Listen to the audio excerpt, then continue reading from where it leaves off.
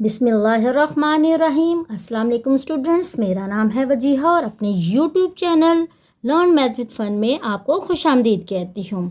Students, आज हम unit 2 logarithm exercise 2.4 का क्वेश्चन नंबर 3 और 4 करेंगे। चलिए अपने क्वेश्चन नंबर 3 की तरफ मूव करते हैं। जी स्टूडेंट, ये देखिए क्वेश्चन नंबर 3 हमारे पास है। Expand the following using laws of logarithm. Students, हमने कल की वीडियो में देखा था कि हमने जो अपने लॉग के लॉज पढ़े थे, तो इनमें फर्स्ट लॉ था हमारे पास प्रोडक्ट लॉ। उसमें प्रोडक्ट लॉ हमारे पास क्या कहता था, अगर सिंगल लॉग दो ऐसी टर्म्स पे अप्लाई हो रहा हो जिनका प्रोडक्ट हो रहा हो, तो जब सेपरेट लॉग अप्लाई होता है तो वो जो प्रोडक्ट होती है वो उसके एडिशन में चेंज हो जाती है। सेकेंड लॉ हमारे पास था क्वोशंट लॉ। उसमें था सिंगल लॉग अगर हमारे पास दो क्वोशंट वाले टर्म्स पे अप्लाई हो तो रिजल्टिंग क्या हमारे पास होता है कि सेपरेट लॉग जब टर्म्स पे अप्लाई होते हैं तो डिफरेंस का साइन आ जाता है। इसके अलावा थर्ड में हमने पावर लॉ पढ़ा था, जिसमें हमारे पास लॉग से पहले पावर आ जाती है अगर हमारे पास किसी टर्म की पावर हो। अब यहाँ पे देखिए आपको स्टूडेंट्स नज़र आ रहा है कि सिंगल लॉग अप्लाई हुआ है और हमारे पास यहाँ पे क्या हुआ है, क्वोशंट टू ईयर्स। मीन कि मैं अब यहाँ पे क्या यूज़ करूँगी, क्वोशंट लॉ। मैं यहाँ पे अपना जो है लॉगरिथम का, क्योंकि हमने लॉज ऑफ लॉगरिथम यूज़ करने हैं, मैंने क्वोशंट लॉ यूज़ करनी है। तो क्वोशंट लॉ मेरे पास क्या है कि अगर लॉग सब टर्म जितनी भी हमारे क्वेश्चन में टर्म्स होगी उन सब पे अप्लाई होगा तो ये क्वोशंट इसके डिफरेंस में चेंज हो जाएगा। तो मैं इसको कैसे एक्सपेंड करूँगी, log of 11 minus log of 5। Just मैंने यहाँ पे लॉग का रूल यूज़ करके इसको एक्सपेंड करना था। ओके, नेक्स्ट पार्ट की तरफ इसके मूव करते हैं। इसका हमारे पास क्वेश्चन नंबर 3 का सेकंड पार्ट हमारे पास है log base 5 square root a(x) की पावर 6। ओके स्टूडेंट्स, यहाँ पे आप देख सकते हैं सबसे पहले तो हमारे पास स्क्वायर रूट आ रहा है। मैं तो पहले स्क्वायर रूट को जो मेरे पास है इसको पावर में एक्सपोनेंशियल पावर की फॉर्म में इसको मैं शो कर देती हूँ। मैंने स्क्वायर रूट को क्या लिख लिया, 1/2। अच्छा, अब मैं क्या करूँगी, अब मैं सबसे पहले पावर लॉ यूज़ करूँगी और अपनी पावर को लॉग से पहले ले आऊँगी। तो मैंने सबसे पहले यहाँ पे लिखा, मैंने क्या यूज़ किया, मैंने यहाँ पे यूज़ कर दिया पावर लॉ और पावर को मैंने स्टार्ट में ले आई हूँ। अच्छा, अब मैं अपना लॉग जो है, अब मेरे पास जितनी टर्म्स हैं उन सारी टर्म्स पे अप्लाई करती हूँ। मुझे दो टर्म्स मेरे पास अंदर नज़र आ रही हैं, तो उन दोनों टर्म्स पे जब सेपरेट लॉग अप्लाई होगा तो दोनों टर्म्स क्योंकि मल्टीप्लाई हो रही हैं तो प्रोडक्ट लॉ यूज़ होगा, इसलिए हमारे पास ये टर्म सेपरेट लॉग अप्लाई होने के बाद एडिशन में चेंज हो जाएगी। ये देखिए स्टूडेंट्स, अब मैं यहाँ पे 1/2 इसी तरह लिखती हूँ। अब मैं लॉग अप्लाई करने लगी हूँ। लॉग मैं अप्लाई कर रही हूँ 8 पे भी, प्लस क्योंकि प्रोडक्ट थी यहाँ पे, लॉग मैंने अप्लाई कर दिया a की पावर 6 पे भी, और मैंने यहाँ आगे मेंशन कर दिया कि मैंने आप यहाँ पे प्रोडक्ट लॉ है वो यूज़ किया है। ओके, अभी भी आपको यहाँ पे क्वेश्चन में नज़र आ रहा है कि हमारे पास 6 पावर में है। अगेन मैं पावर लॉ यूज़ कर सकती हूँ, 6 को स्टार्ट में लेके आ सकती हूँ। और इसके अलावा यहाँ मैं 8 का भी एलसीएम लूँगी और 8 की भी मैं देखती हूँ पावर अगर बन सकती है, बनेगी, और उसको भी मैं लॉग से पहले ले आऊँगी। तो मैं मज़ीद इसको सॉल्व करती हूँ यहाँ पे। अच्छा, अब मैंने इसको इसी तरह यहाँ पे 1/2 इसी तरह आया लॉग बेस 5। अब देखिए 8 का मैं एलसीएम लेती हूँ तो ये मेरे पास बन जाता है 2 की पावर 3 प्लस सेम, अभी मैं इसको भी एज इट इज़ ही लिखती हूँ। अब देखिए मैं अगेन पावर लॉ अब मैं यहाँ पे यूज़ करती हूँ और पावर को अपनी टर्म से लॉग से पहले ले आती हूँ। यहाँ पे देखिए स्टूडेंट्स, यहाँ पे 3 था, 3 लॉग से 2 की पावर में 3 था, तो ये हमारे पास लॉग से पहले आ जाएगा।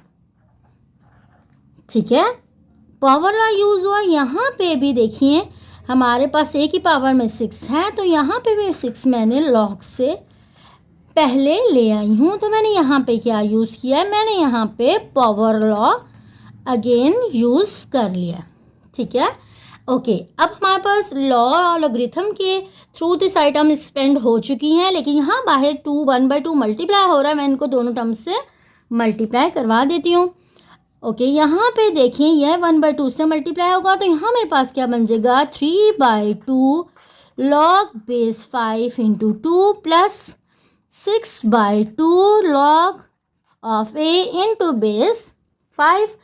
अच्छा, यहाँ पे देखिए 2 1 ज़ा 2, 2 3 ज़ा 6, ये कैंसिल आउट हो जाएगा और यहाँ से मुझे इसका answer log of 2 into base 5 plus 3 log of 5 base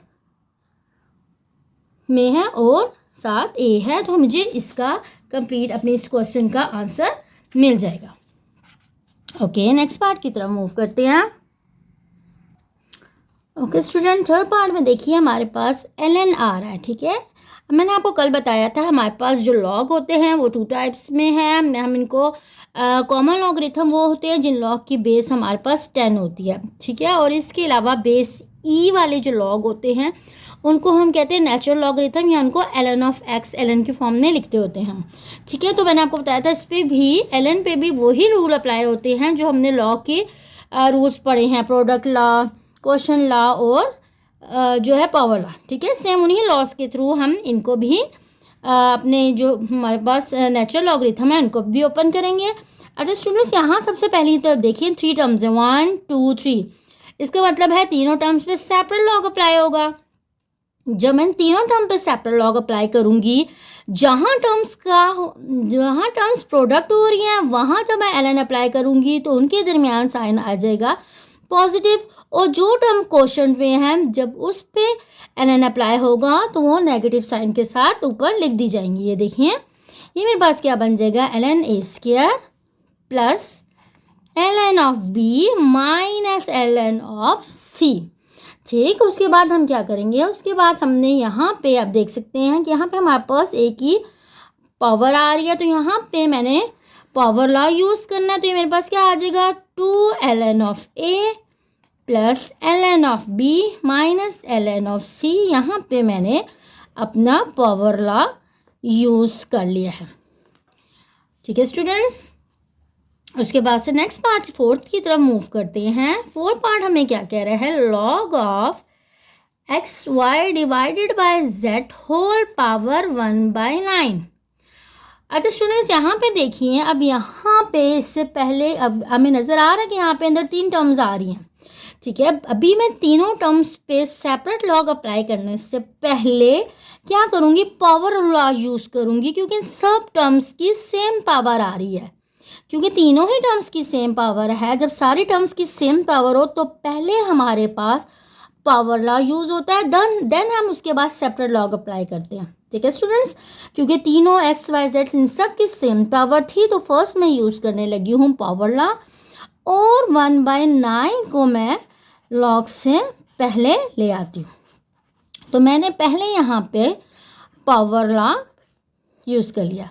ठीक है स्टूडेंट, इस बात को ध्यान रखिएगा, जब सब टर्म्स सारी जितनी टर्म्स आ रही है उनकी अगर सेम पावर हो, एक ही पावर हो सारी टर्म्स की, तो पहले पावर लॉ यूज़ होगा, उसके बाद हम सेपरेट लॉग अप्लाई करेंगे। ओके, उसके बाद आप देखिए यहाँ पे मैंने क्या किया 1/9 इसी तरह। अब जब मैं हर टर्म पे सेपरेट लॉग अप्लाई करूँगी, जो टर्म्स प्रोडक्ट हो रही हैं वो हमारे पास चेंज हो जाएंगी एडिशन में, और जो क्वोशंट में जो डिनोमिनेटर में है वो हमारे पास माइनस साइन के साथ आ जाएंगी। तो उसको मैं कैसे लिख सकती हूँ, log of X plus log of Y minus log of Z. ठीक है, हमारे पास इस तरह से आ जाएगा। उसके बाद अब मैंने 1/9, क्योंकि सबसे मल्टीप्लाई हो रहा है, मैंने 1/9 को अंदर हर टर्म के साथ मल्टीप्लाई करवा देना है, या आप इसको इस तरह से भी लिख सकते हैं। ठीक है, जैसे आप इसको लिखना चाहें।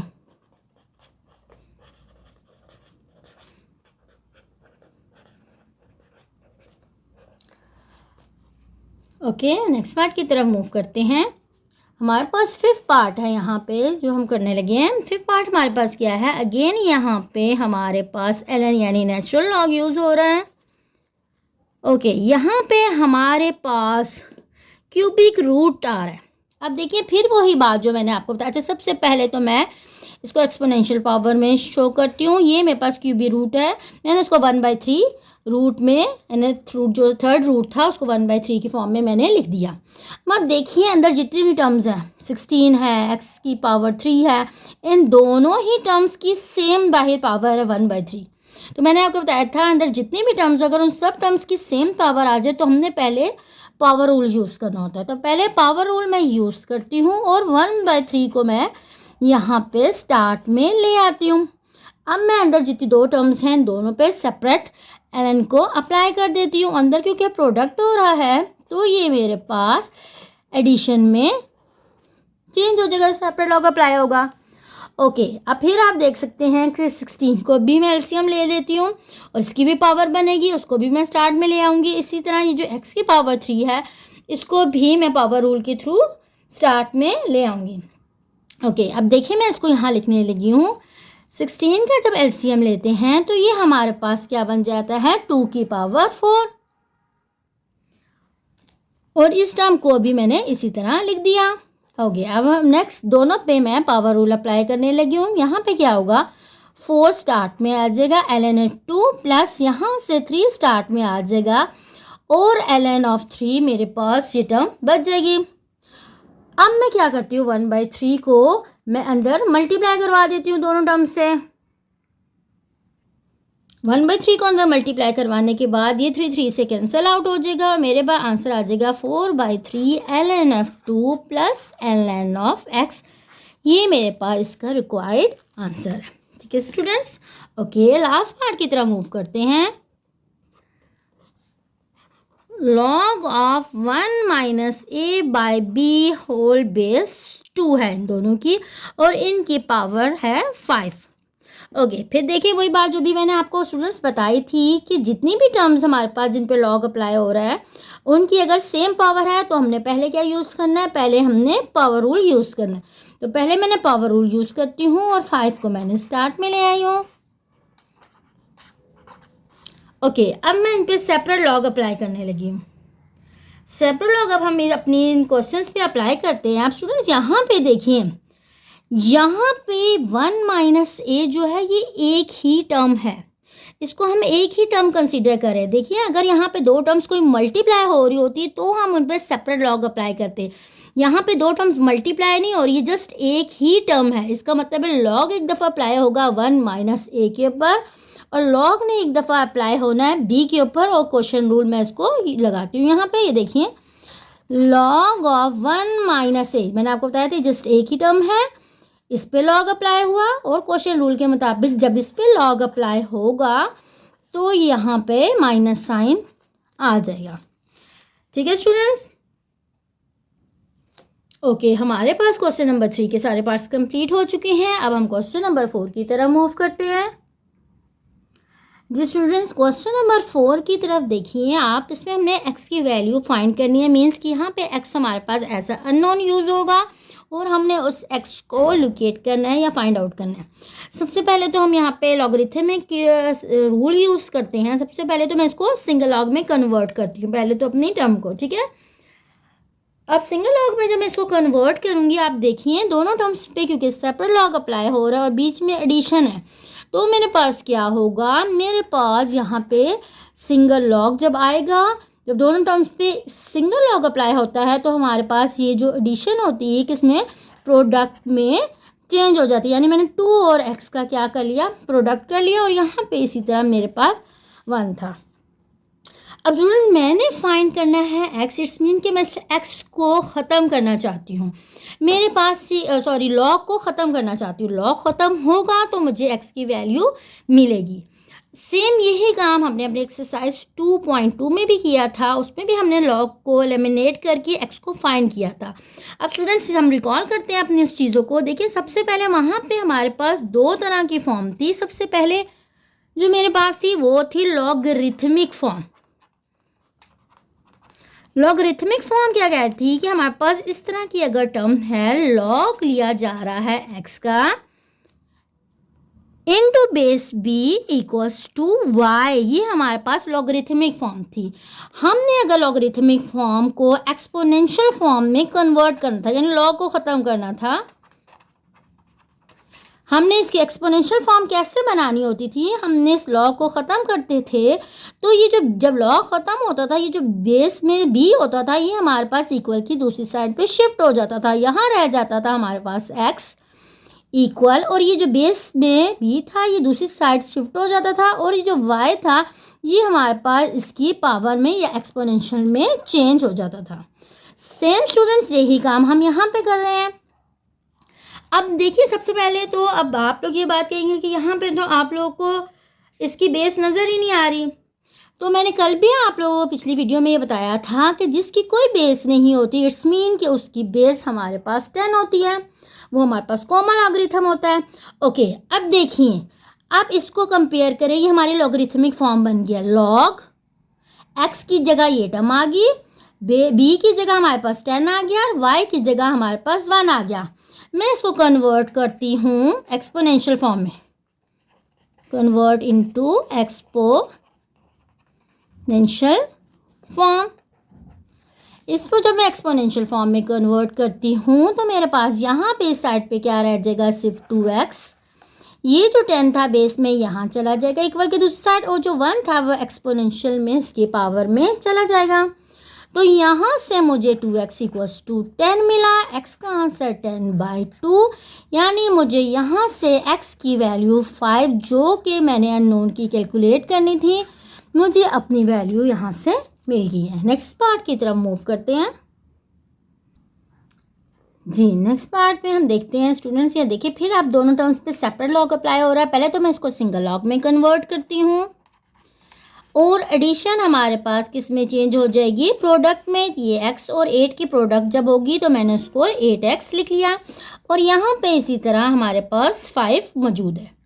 ओके, अब मैं इसको कन्वर्ट करने लगी हूँ एक्सपोनेंशियल फॉर्म में।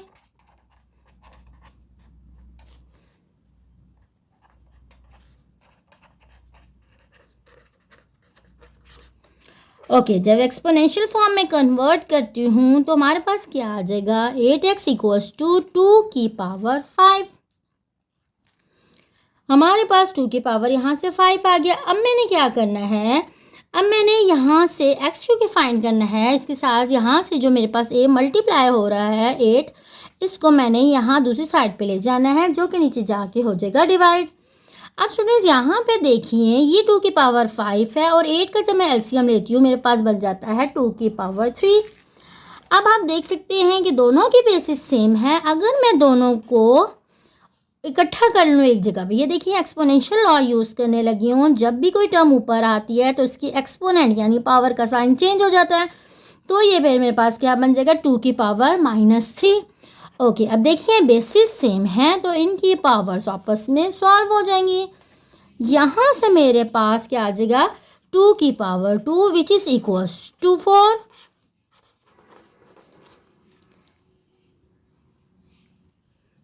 जी स्टूडेंट, ये देखिए इसका थर्ड पार्ट मैंने लिखा है 81 की पावर x इक्वल्स टू 243 की पावर है x प्लस c। अब यहाँ पे हमारे पास कहीं भी लॉग नज़र नहीं आ रहा है, इट्स मीन कि यहाँ पे फ़िलहाल तो हमने लॉग को कोई रूल यूज़ नहीं करना। अब हम यहाँ पे करेंगे क्या, यहाँ पे हम देखते हैं कि यहाँ पे 81 है, मैं इसका भी एलसीएम लेके चेक करती हूँ, 243 इसका भी एलसीएम लेके चेक करती हूँ, और कोशिश मैं करती हूँ कि दोनों साइड पे मेरे बेसिस इक्वल आ जाए। ठीक है स्टूडेंट्स, ये देखिए 81 हम एलसीएम लेते हैं, 3 के टेबल से इसका एलसीएम जाएगा हमारे पास,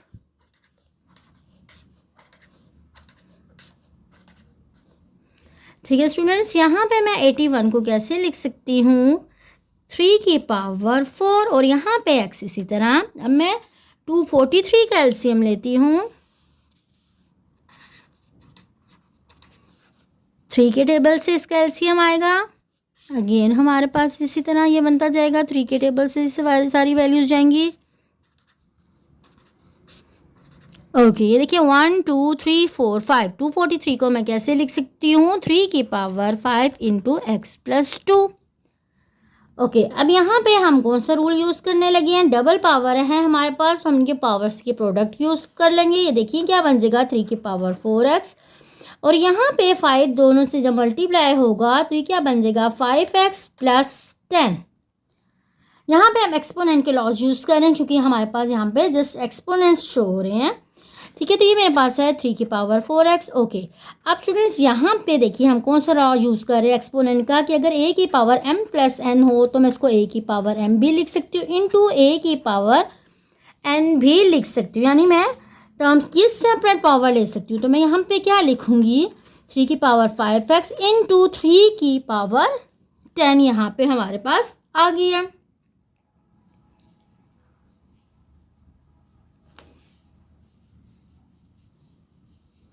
या अगर स्टूडेंट्स हम अगर ये स्टेप नहीं भी करते हैं तो बल्कि इस स्टेप को अगर हम छोड़ दें तो यहाँ से देखिए हमारे पास बेसिस इक्वल हो चुकी है, जो हमारा मेन मकसद था कि बेसिस को इक्वल बनाना। ये देखिए बेसिस अगर सेम आ चुकी है तो मैं यहाँ पे क्या लिखूँगी, because bases are equal so their powers are also equal.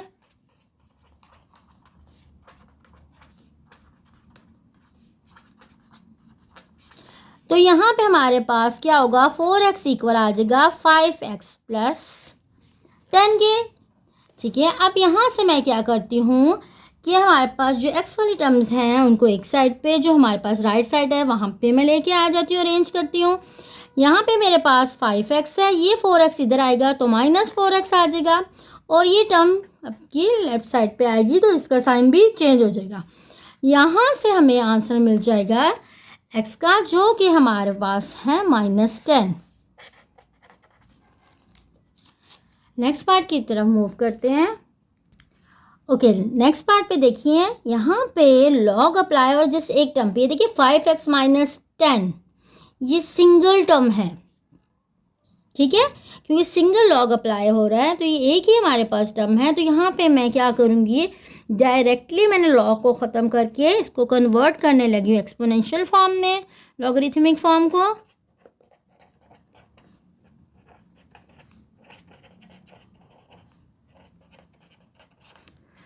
Okay, अच्छा जी, कैसे एक्सपोनेंशियल फॉर्म में हमारे पास कन्वर्ट होता है, हमारे पास फिर अगेन जो है इसकी मैं पहले तो यहाँ पे कंसीडर कर लेती हूँ कि इसकी बेस हमारे पास क्या है, हमारे पास 10 है। तो यहाँ से मुझे क्या आंसर मिलेगा, 5x माइनस 10 इक्वल है 10 इस साइड पर चला जाएगा और 2 इसकी एक्सपोनेंट में पावर में आ जाएगा। अब यहाँ से हम क्या करेंगे, 5x माइनस 10 का स्केयर लेते हैं, हमें मिल जाएगा 100। 5x इक्वल्स टू 100 प्लस 10, यहाँ से मुझे आंसर मिल गया 110। उसके बाद अब मैं यहाँ से x को फाइंड करने के लिए 5 से अपनी टर्म को डिवाइड कर दूंगी, तो मुझे x का आंसर मिल जाएगा 22। जिस स्टूडेंट 4 पार्ट हमारा बीच से स्किप हो गया था, 4 पार्ट की तरफ मूव करते हैं इसकी। यहाँ पे देखें स्टूडेंट्स, यहाँ पे फिर हमें लॉग कहीं भी नज़र नहीं आ रहा, इट्स मीन कि यहाँ पे हमने अपने यहाँ पे बेसिस को सेम बनाना है और उसके बाद जो है बेसिस को इक्वल बना के यहाँ से x को हमने फाइंड करना है। यहाँ देखिए स्टूडेंट्स, मैं जब 27 का एलसीएम लेती हूँ तो मैं इसको 3 की पावर 3 लिख सकती हूँ। सेम यहाँ पे भी मैं जब एलसीएम लूँगी इसको मैंने 3 की पावर 3 लिख दिया। अब मेरे पास अब मेरे पास क्या होता है, यहाँ पे मैं एक्सपोनेंट के लॉ में यूज़ करती हूँ। एक्सपोनेंट का लॉ मुझे क्या कहता है कि जब भी मेरे फर्स्ट टर्म ऊपर आती है, डिनोमिनेटर से जगह चेंज होती है तो इसके एक्सपोनेंट का साइन जो है वो चेंज हो जाता है। तो ये x 3 की पावर 3 था तो ये क्या हो जाएगा, 3 की पावर -3, और यहाँ पे क्या आ जाएगा 3 की पावर 3। अगेन मेरे पास अब 3 की 2 पावर्स हैं, डबल पावर्स को मैं मल्टीप्लाई करती हुई क्या मेरे पास बन जाएगा -3x minus minus plus 3 6 18 equal है 3 की पावर 3। अब आप देख सकते हैं बेसिस अगेन इक्वल आ गई हैं, because bases are equal,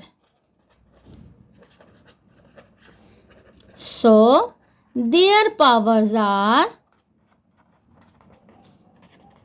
also equal। तो इनकी पावर्स को मैं इक्वल लिख देती हूँ, तो मेरे पास क्या बन जाएगा -3x प्लस 18 इक्वल्स टू 3। मेरे पास यहाँ से इसका आंसर मिल जाएगा।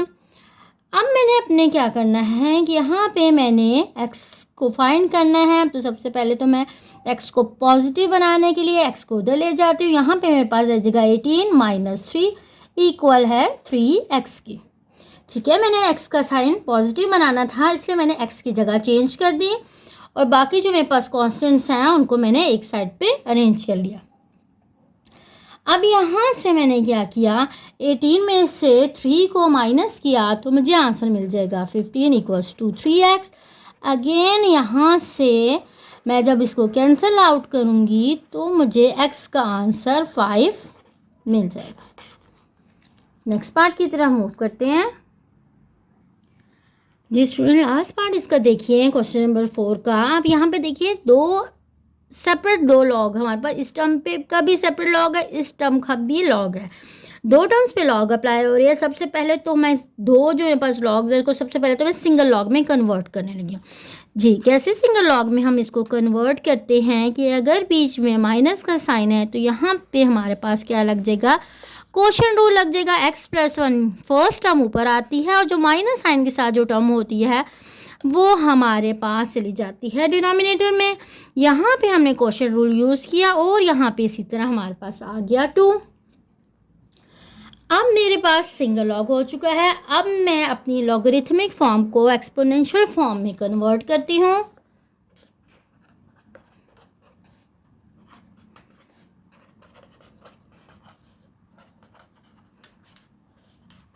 ओके, एक्सपोनेंशियल फॉर्म में कन्वर्ट करती हूँ और अपने लॉग को ख़त्म करती हूँ। अब ये देखिए यहाँ पे क्या होगा, यहाँ पे मेरे पास आ जाएगा x+1 डिवाइडेड बाई x-4 और ये जो बेस थी हमारे पास राइट साइड पे जाएगी और यहाँ पे जो 2 था वो हमारे पास एक्सपोनेंट में चला जाएगा। अब मुझे यहाँ से क्या मिलेगा, x+1 x-4 इक्वल्स टू, यहाँ से मुझे आंसर मिल गया इसका 4। अब मैंने क्या करना है, मेरे पास जो लेफ़्ट साइड है यहाँ से मैंने डिनोमिनेटर को रिमूव करना है x+1।